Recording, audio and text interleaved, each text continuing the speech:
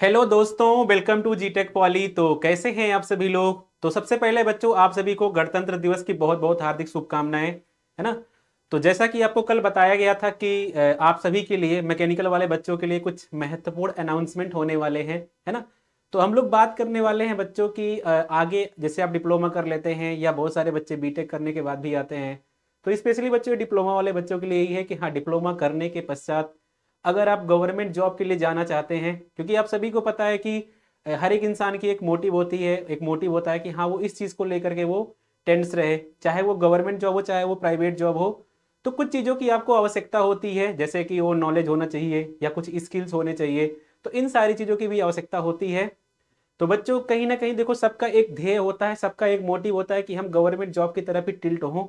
तो उसी क्रम में बच्चों मैं आप सभी के लिए लेकर के आया हूं आज का ये जो सेशन है, स्पेशली फॉर मैकेनिकल इंजीनियर्स, है ना। तो बच्चों ये रोड मैप के रूप में है आप सभी के लिए फॉर ऑल गवर्नमेंट एग्जामिनेशंस जो 2025-26 में आने वाले हैं। तो जो बच्चे अभी लास्ट ईयर में हैं, यानी अगले साल जो आने वाली वैकेंसी जो उसमें वो लोग अप्लाई कर सकते हैं। जो सेकेंड ईयर में बच्चे हैं उसके अगले साल वो एलिजिबल हो जाएंगे। तो ये सही टाइम है उन सभी बच्चों के लिए कि हाँ, वो अपनी प्रिपरेशन को अभी से ही स्टार्ट कर दें।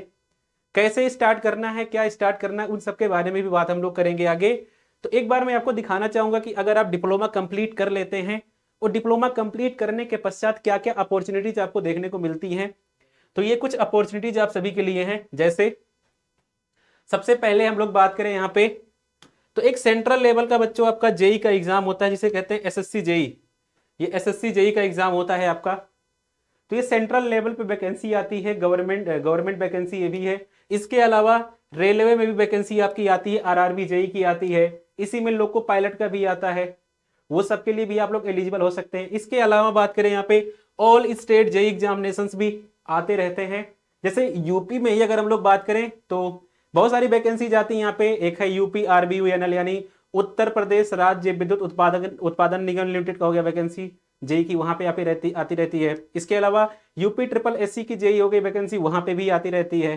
तो ये सारी अपॉर्चुनिटीज आपको देखने को मिलती रहती हैं। इसके अलावा बात करें पीएसयू एग्जामिनेशंस, बहुत सारे ऐसे पीएसयूज हैं जो कि हायरिंग डालते रहते हैं। वो डिप्लोमा होल्डर्स को भी टेंस रहते हैं कि हाँ, उनको भी अपने पास बुलाएं। जैसे डीआरडीओ हो गया, इसरो भी हो गया, बार्क हो गया, ये सारी वैकेंसीज निकालते रहते हैं लगातार बच्चों को रिक्रूट करने के लिए। डीआरडीओ वगैरह भी हो गया बच्चों, उसकी उसकी वैकेंसी आती रहती है। इसरो का ऐसे टेक्निकल असिस्टेंट की वैकेंसी आती रहती है आपकी, है ना। इसके अलावा हम बात करें यहाँ पे साइंटिफिक ट्रेनिंग की वैकेंसी आती रहती है। बहुत सारे पीएसयू जैसे एनपीसीआईएल हो गया, यहाँ सब में वैकेंसी आपको देखने को मिलती रहती है। साथ ही साथ बच्चों सुपरवाइजर ट्रेनिंग की भी वैकेंसी आती रहती है। जैसे बीएचईएल हो गया, वो भी निकालती रहती है वैकेंसी ये सारी। इसके अलावा ऑपरेटर, मतलब बहुत सारी ऐसी अपॉर्चुनिटी बच्चों जिनको मैंने यहाँ पे मेंशन नहीं किया हुआ है। तो ये मैं कुछ जनरल ओवरव्यू आपको दिखा रहा हूँ कि कहाँ कहाँ पे आती रहती है। अब इसके अंदर भी जैसे पीएसयूज, बहुत सारे पीएसयूज हैं, अलग अलग वो वैकेंसी निकालते हैं। इसके अलावा साइंटिफिक ट्रेनिंग की भी अलग अलग सेक्टर में वैकेंसी आती रहती है। तो ये सारे गवर्नमेंट वैकेंसी है। और आपको पता भी है कि 8वां वेतन आयोग लग चुका है, यानी जो सैलरी है बच्चों गवर्नमेंट, जो गवर्नमेंट एम्प्लॉय की, वो बहुत हाइक होने वाली है आगे चल करके। तो कहीं ना कहीं आपके भी मन में ये चल रहा होगा या चल रही होगी, जो भी बच्चे बच्ची हैं सबके मन में ये चल रहा होगा कि हाँ, आगे चल करके वो गवर्नमेंट जॉब्स की तरफ भी टिल्ट हो जाएं। हालांकि कई बार ऐसा भी होता है कि हाँ, फाइनेंशियल कंडीशन उतनी सही नहीं होती कि हाँ, वो केवल प्रिपरेशन कर सकें या केवल केवल जॉब कर सकें। देखो, सबका मोटिव एक है। अगर फाइनेंशियल कंडीशन नहीं सही है, जॉब के साथ साथ प्रिपरेशन करेंगे या केवल प्रिपरेशन करेंगे, पर मोटिव सबका एक ही है कि हाँ, उन्हें जाना यहीं पे है, गवर्नमेंट जॉब में ही जाना है। ठीक है। तो इस गवर्नमेंट जॉब के लिए बच्चों, अब चूंकि आपको पता है कि भाई वैकेंसी आती है तो पेपर तो होता ही है। अभी पेपर अगर होता है तो क्या क्या चीजें आपको यहाँ पे करनी होती हैं, तो कुछ चीजें पढ़नी होती हैं आपको, डेफिनेटली पढ़ना पड़ेगा, एग्जाम देना पड़ेगा। बहुत सारे ऐसे बच्चों जहाँ पे इंटरव्यू भी होते हैं आपके, उसमें भी इनरोल होना पड़ेगा। अब इंटरव्यू में इनरोल होना है, पेपर देना है, उसके लिए नॉलेज होना भी बहुत जरूरी है। तो क्या क्या चीजें पढ़नी होती हैं, एक बार इसके बारे में हम बात करें तो सिलेबस बच्चों आपके यही है। आपको बेसिकली दो चीजें पढ़नी होती हैं। क्या क्या? एक टेक्निकल, दूसरा नॉन टेक्निकल। दो चीजों पे फोकस करना होता है। तो एक तो आपका टेक्निकल सब्जेक्ट हो गए और दूसरे नॉन टेक्निकल सब्जेक्ट हो गए। अब ये सब्जेक्ट पढ़ाने का मोटिव यही होता है कि भाई जैसे आप कोई जेई वगैरह का फॉर्म फिल करते हैं तो एटलीस्ट उनको मालूम चले कि क्या टेक्निकल एक्सपर्टीज आपके अंदर है, क्या सब्जेक्टिव नॉलेज आपके अंदर है। इसके अलावा नॉन टेक्निकल, भाई आपने इंजीनियरिंग किया, डिप्लोमा किया, क्या आप जो देश दुनिया में चीजें चल रही हैं जीके जीएस वगैरह उसके बारे में जानकार है कि नहीं जानकार है। रीजनिंग यानी आपकी जो वर्बल एबिलिटी है, या जो आपकी वही होता है ना कि एक मेंटल पावर की कितना वो आगे प्रोसीड कर सकते हैं, सोचने की तर्क शक्ति कितनी है, उसके लिए भी टेस्ट होता है आपका। रीजनिंग वगैरह हो गया, मैथमेटिक्स भी आपका इसी में आ जाता है, जनरल साइंस। तो ये डिपेंड करता है अलग अलग जॉब्स के आधार पे, मतलब किस सेक्टर में कौन सी वैकेंसी आपको देखने को मिल रही है, तो उसके बिहाफ पे ये होता है, उसके बिहाफ पे सब्जेक्ट आपके रहते हैं ये। ठीक, तो ये दो बेसिकली आपको सब्जेक्ट पढ़ने होते हैं। बाकी अगर हम बात करें यहाँ पे आपके जो टेक्निकल सब्जेक्ट्स हैं, वो टेक्निकल सब्जेक्ट क्या क्या हैं, जैसे कि अब ये टेक्निकल सब्जेक्ट को मैंने यहाँ पे 3 कैटेगरी में डिवाइड कर रखा है। 3 कैटेगरी में कौन कौन सा, पहला आपका है यहाँ पे अप्लाइड मैकेनिक्स एंड डिजाइन वाला पोर्शन। अब इसमें कौन कौन से सब्जेक्ट आपके आते हैं, जैसे कि इंजीनियरिंग मैकेनिक्स हो गया, स्ट्रेंथ ऑफ मटेरियल हो गया, थ्योरी ऑफ मशीन हो गया, मशीन डिजाइन हो गया।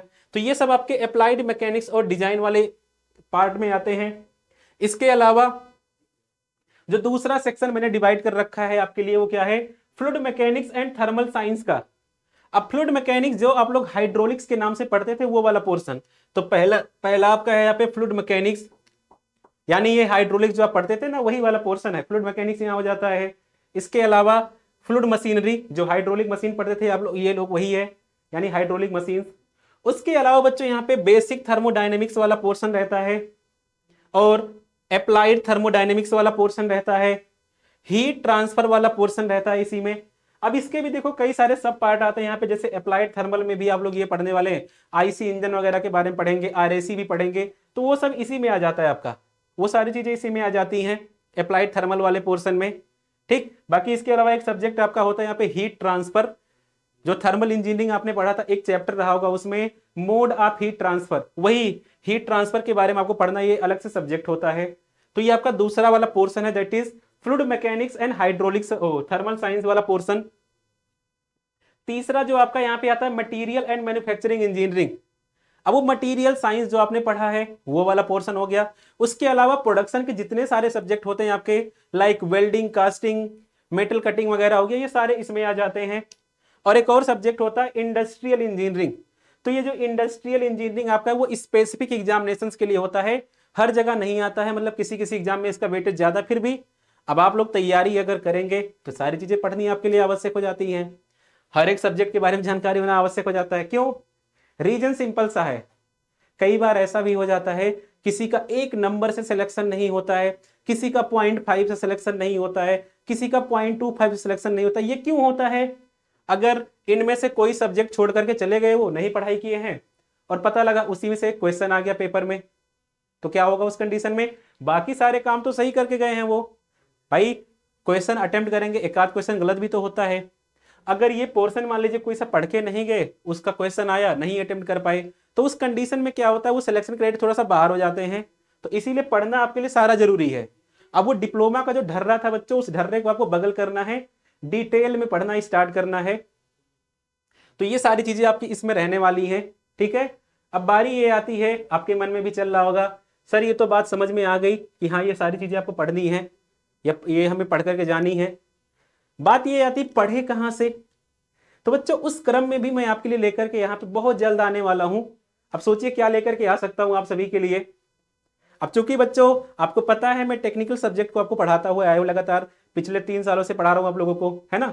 2 साल से तो बच्चों यहाँ पे पढ़ा रहा हूँ प्लेटफॉर्म पे, बाकी 1 साल ऑफलाइन मोड में भी पढ़ा रखा हूं मैं ऑलरेडी। तो अब बारी है बच्चों, जैसा आपने डिप्लोमा में लगातार किया है, परफॉर्म किया है कंटेंट के बिहाफ पे, उसी तरह से अब बारी है गवर्नमेंट जॉब में भी झमाझम रिजल्ट लाने की। तो उसी क्रम में बच्चों मैं आप सभी के लिए लेकर के आ रहा हूं बहुत जल्द मैकेनिकल इंजीनियरिंग का ये फाउंडेशन बैच, पूरा टेक्निकल सब्जेक्ट वाला रहने वाला आपके लिए फाउंडेशन बैच। इसके अलावा मैं आपको यहाँ पे गाइडेंस भी प्रोवाइड करूंगा, एक पर्टिकुलर जैसे कोई एग्जामिनेशन आ रहा है उसके लिए कैसे आपको प्रोसीड करना है। जैसे रिसेंटली अगर हम लोग बात करें, मान लीजिए कोई सा गवर्नमेंट जॉब का एग्जाम आ रहा है हाल ही में, कि एचपीसीएल का पेपर आपको देना है, जेई का पेपर देना है उसका, ठीक है ना, ये एसएससी जेई पेपर देना है, उसके लिए आपके लिए कौन कौन से सब्जेक्ट ज्यादा इंपॉर्टेंट हो जाते हैं, आपको नॉन टेक्निकल में क्या चीजें पढ़नी है, कहां से पढ़नी है, वो सारी इंफॉर्मेशन भी प्रोवाइड करेंगे आपको यहाँ पर। तो बहुत जल्द बच्चों आप सभी के लिए लेकर के आने वाला हूं मैं मैकेनिकल इंजीनियरिंग का ये फाउंडेशन वाला टेक्निकल बैच, जहां पे कंप्लीटली आपके सारे के सारे टेक्निकल सब्जेक्ट कवर कराए जाएंगे। तो इसका मोटिव यही है बच्चों, जिससे कि आप लोग जो आपके पास समय अभी है या बाद में भी तो समय रहेगा ही रहेगा, अभी से ही इस समय को आप प्रोडक्टिव बना सके अपने लिए, नॉलेज को गेन करने में, क्वेश्चन को सॉल्व करने में, समय को सही जगह पे यूटिलाइज कर सके। जो सेकेंड ईयर वाले बच्चे उनके लिए भी तो और अच्छी बात है, और जो फर्स्ट ईयर से सेकेंड ईयर में आएंगे उनके लिए भी बहुत अच्छी बात है। तो लगातार जो आप चीजें सीख रहे हैं उसको प्रैक्टिस में लेकर के आएंगे, जिससे कि आपका नॉलेज लेवल लगातार बढ़ता रहे। और जब लेवल बढ़ता रहेगा लगातार, तो कहीं ना कहीं एक टाइम ऐसा आता है कि कहेंगे अब पेपर आ जाए। जैसे डिप्लोमा में कहता हूं आपसे ना, जब पढ़ा रहा होता हूं, सब्जेक्ट पूरा हो गया, आप लोग खुद से कहते हैं सर पेपर आज हो जाए, पेपर कल हो जाए, कोई दिक्कत नहीं है। सेम उसी तरह से ये भी आपके लिए होने वाला है। तो लेवल बच्चों आपका मैं उस तरह का बना के रखूंगा यहाँ पे कि आप कभी भी तैयार रहेंगे कोई से भी पेपर को लिखने के लिए, कि हाँ पेपर कहीं कभी भी हो जाए, कभी भी हो जाए, आप एकदम तैयार रहेंगे उन चीजों को लेकर के। ठीक, तो ये बच्चों आपके लिए रहने वाला यहाँ पे फाउंडेशन बैच बहुत जल्द लेकर के आ रहा हूँ। आप ये सोच लीजिए बच्चों, यहाँ पे बहुत जल्द ही आने वाला आपके लिए, फरवरी के फर्स्ट वीक में आपके लिए ये बैच आ जाएगा। ठीक है, तो ये सारी चीजें आपकी इसमें रहेंगी। बाकी इसके अलावा आप लोग बच्चों जरूर कमेंट बॉक्स में कमेंट करके बताइएगा कि हाँ क्या कितना एक्साइटेड है आप लोग इस बैच के लिए, और क्या चीजें आप लोग चाहते हैं, इसके अलावा भी क्या चाहते हैं, सारी चीजें आप लोग जरूर कमेंट बॉक्स में बताना। ठीक है, तो जय हिंद।